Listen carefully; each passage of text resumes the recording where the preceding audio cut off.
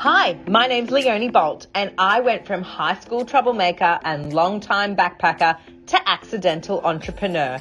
After 15 years working as a professional photographer and running my own studio, I grew into becoming a personal empowerment and business mentor to help other women to follow their passions and find their purpose too. I've learned to pave my own way through life, and now I empower others to do the same, to break through their limiting beliefs and empower them to shine. Welcome to the Empowered to Shine podcast, where we dive deep into creating a life by your own design.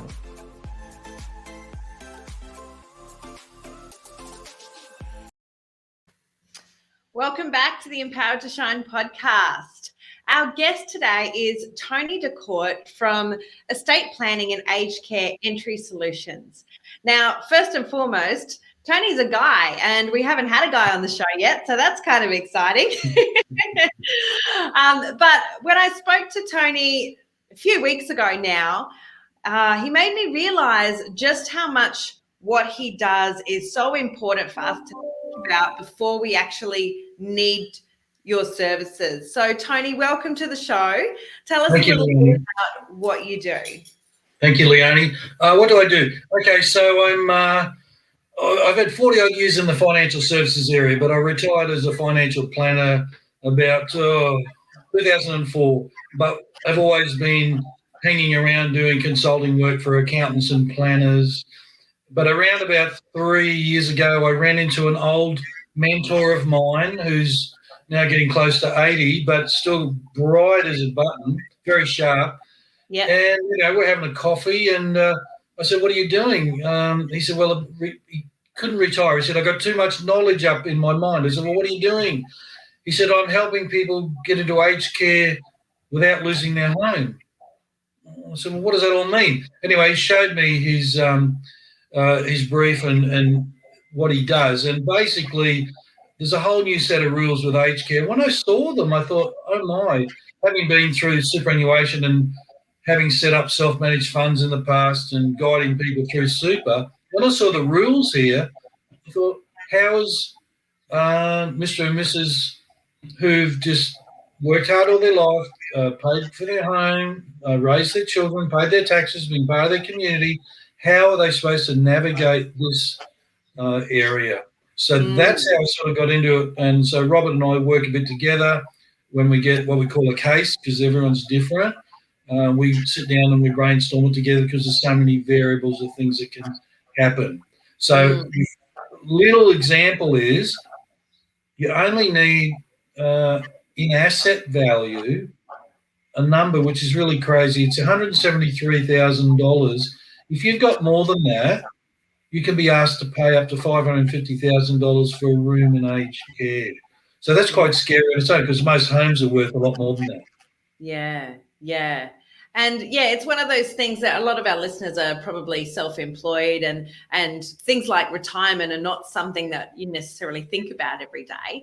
And aged care, it's not something we want to think about, but it's something that we might need to think about for our parents and trying to help them navigate that. And with so many things that we don't understand, that's really scary for anybody to try and navigate, especially if you haven't got a lot. Yes, and it's right, you're right. And what we hope is you never have to use an aged care. We hope you never have to use an aged care facility because we had a Royal Commission recently. There's a lot of sad stories. There's also a lot of good operators out there, so we often only hear about the bad ones. But a lot of people say when we meet them, "Oh, I'm never going to go into aged care. I'm going to pass at home." That's fantastic.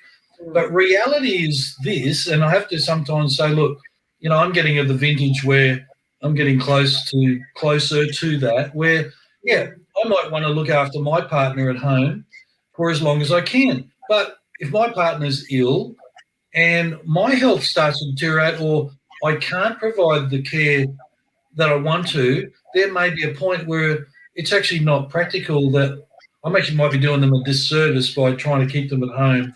Or families say, "Oh, no, we don't want mum or dad to go into aged care. We will rally around and we can help." Yes, they do. However, reality is sometimes that, two people are working, they're raising kids, they got their life. And So it's about preparing, and hopefully you never have to use it. And I often say, we go through our lives, we're taught that we should pay off our mortgage for our home. So we've got something, we want to build up our super, we want to have some extra wealth when we go into retirement. But aged care planning is that final step. And it's a bit confronting, I know, but we have to look at it. Yeah, that's exactly right. So what are some of the things that you come across that people aren't really aware of, or, Sure. Yeah. A really simple one. It's a lot of people, when they buy their homes, like my mum and dad did it, and most people that are listening to this will either have done this or they know someone that has. When we buy a home with a loved one, we normally buy it as joint tenants. Like if my partner and I buy them, we'll probably buy it as joint tenants, or when I was married, we bought it as joint tenants. So what that means in English is that you don't need a will if one of us pass away. So if I was to pass away and the house is in joint names, it automatically gets passed to the person I bought it with. That doesn't even form part of the will. That's normal. That's what most Australians do. So let's go back a step.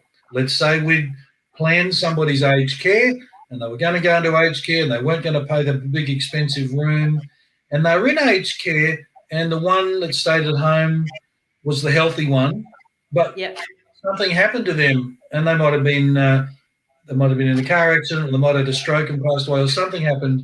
Now, what happens is that house then automatically, once they pass away, goes to the next person. So the one in aged care, all of a sudden they've received this big asset that wasn't counted when they went into aged care. And the aged care people will say, look, we're really sorry to hear about your partner or wife or husband, but we now got to recalculate your aged care fees. And because you're over that threshold, what I said before, the 173,000, you're now going to have to pay us for a room, which is up to 550,000, which could mean the house might have to be sold, which I really meant to keep for my kids. That's one example. Yeah. And so what could you do in that situation to make sure that doesn't happen? Okay, so I'm giving away a secret here, but it's okay. People need to know this stuff. So what we do in that case, we first of all, we calculate their current situation. If they had to go to aged care and they did nothing, what it would cost. They never met us. So we do those numbers. So guess what that's going to cost you? And then we go down, we provide options. Option one, if you did this. Option two, if you did this. Now, one of the strategies is we would change the title from a joint tenancy to a tenant in common. So we get a legal person to do that. It's not that expensive, actually. So if my will said that when I was to pass, my part of the house goes to my partner, we'll just change that to what we call a tenant in common, where that would mean it goes to the kids, which is what I originally wanted anyway. Now, that solves the problem that if I don't get the asset, if I'm in aged care, it goes straight to where it was meant to go in the long term anyway. Yeah. And that's really important to everybody, that, your wishes happen the way that you want them to, and that you don't get stuck paying more than you need to just to survive on a daily basis. You've made a very good point there, which a lot of people aren't aware of. Prior to the changes and rules that came to aged care in 2014, estate planning and wills and aged care were like two total strangers. They didn't really matter. Now they're like brother and sister. They have to be. Every time we do a look at people's affairs, we look at the will as well. What do you want? Because that really forms part of the strategy in the holistic of keeping their pension intact, keeping their income intact, as you say, whether they want to make sure they're still living with dignity, and making sure that part of their planning includes the estate planning, not an event by, imagine the example I gave before, if nobody paid attention to that, they thought, oh, well, Dad's safe, he's in aged care, he's living looked after, Mum's at home, and all of a sudden they find out, oh, Dad's got to pay this extra money, well, we have to sell the house, but Dad meant it for us. Imagine the stress for the family. Absolutely. Yeah. And it's one of those things we put on the back burner, that we don't want to think about, writing your will and looking after your super and all of that sort of stuff. But you do get to a point in your life where it gets too late to put those ducks in a row. And Yes. even if you have to think about, okay, well, I don't need to necessarily do it for myself right now, but maybe I do need to help my parents, because, yeah, like you said before, we can't always be there to be their carer. We've got our own lives to live. And hopefully they've kind of prepared themselves to go in that direction and have those finances to be able to do that, and still have something left, for the rest of the family as well. 100%. So that was a couple. I can give you an example of a single person as well, because a lot of single people, a lot of people out there that got a mum or a dad or an auntie or an uncle or a grandma that's single. So singles even can be more treacherous if they don't take care. For example, if a single person who's on a full pension goes into aged care and they don't have to pay for their room, it's all been taken care of, and they keep their house. They think, oh, well, what we'll do, we'll rent our house out to help pay with, some extras or help us with our aged care fees or whatever, because eventually when I pass away, I want it to go to the kids. But the way the rules are currently that in Australia is that if you're in aged care, you move out of your house, you go to aged care and you keep your home and you're a single person, after 2 years, you get a letter from Centrelink to say, oh, congratulations, you're no longer a homeowner. Wow. Technically you are. So because you're not a homeowner, you're now, because your home's not exempt for pension purposes, it's now going to be counted, which is going to put you over the asset test threshold, which means you could totally lose your pension. Now, if you were totally losing your pension and you're relying on that income to help with aged care, but you don't have a pension anymore, what alternative do you have except to sell your home? Yeah, there isn't any, is there? And if you'd meant and look at the latest boom that's happening with property. If I meant it for my grandkids and now I have to sell that to pay for aged care, that asset is gone. Yes, it will eventually come back when I pass away to the family, but that money that was growing in a property is not able to grow anymore because they're sitting in aged care and they don't pay you anything for income or growth. So there's a very tragic ending that can occur again if somebody doesn't pay attention to their aged care planning. Yeah. It's all very, very technical, and it's great to have a professional on your side that knows the ins and outs, because I know for me, a lot of that stuff's gobbledygook jargon, and it's something that I would definitely have someone else look over to make sure there was, no gaps to slide through. So, Tony, do you help just the particular person that's looking for your services, or can you get like family members to kind of take your services as well? It's a great question. Now, remember I said earlier that I had a long career as a financial planner. Normally, as a planner, you only see mum or dad or one of the two. This is a whole different dynamic. When we initially meet people, we first of all assess. It costs nothing to assess if they have an issue with aged care and estate planning. If they do have a problem, we encourage that we have a family meeting where we sit around the table with the whole family and we have the will. So there's a couple of things here that actually occur. Sometimes it goes smooth. Sometimes it's not so smooth. This is the first time maybe families got together to have this conversation. It can be difficult and it can be confronting.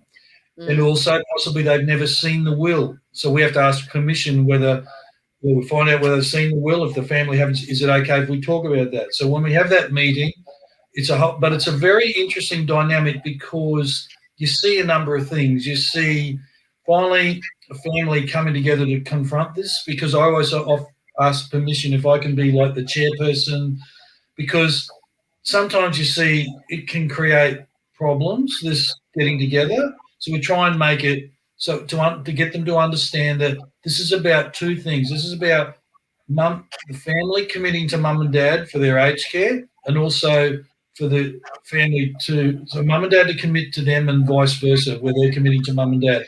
And in exchange for that, let's move forward and come up with some options that you're all comfortable with. Yeah, that's fantastic. It's a great dynamic. And the other thing we got to be aware of is a thing called elder abuse. So we've had situations where we witness the dynamics of the family, and if we see that we think someone's being a bit too pushy, we might ask everyone to leave the room except for mum and dad, and actually ask the question, look, is somebody here trying to massage the situation? Because we don't want to be involved if that's the case. Yeah. So it's great to have you as that mediator to get rid of that friction before it, gets into the nitty gritty of who gets what and, all of that sort of stuff. So that's fantastic. Yes. Yeah. So Tony, if people want to get in touch with you, what's the best way to find you? The best way and safest way is probably to have a look at our website. I've got an email which is on there, but was the website address okay? Do I give that? You would like? Yeah, absolutely. Yeah. So the website address is really easy one. It's called agedcarefinances.com. So AGED finances.com. If you go on there, we have quite a few blogs. Now with the blogs, it's not me here talking, putting you to sleep. It's a little introduction of what is this, what is that, and there's about 20 of them up there. Gives you a bit of information about how we operate, how we do things. And it gives you a bit of insight as to what happens if you don't plan versus what happens if you do plan. Yeah, fantastic. So if you need any information, if it's not something that necessarily you're after, but maybe you can help a family member, jump onto Tony's website. I'll put the link in the show notes so you can also find it there. And that way you can get in touch if you need any assistance whatsoever. So thank you so much for sharing your many years of knowledge, Tony. Hopefully that's opened some people's eyes into, just thinking about the future and those pitfalls that we can help to navigate, or you can at least help us to navigate. So thank you. Thank you. Thank you for listening to the Empowered to Shine podcast. My name's Leonie Bolt, and I'm glad that you were able to join us today. I hope you got some serious inspiration from today's episode. If you'd like to find more episodes, go to leoniebolt.com/podcasts or start subscribing on your favorite podcast streaming channel. I look forward to seeing you again soon.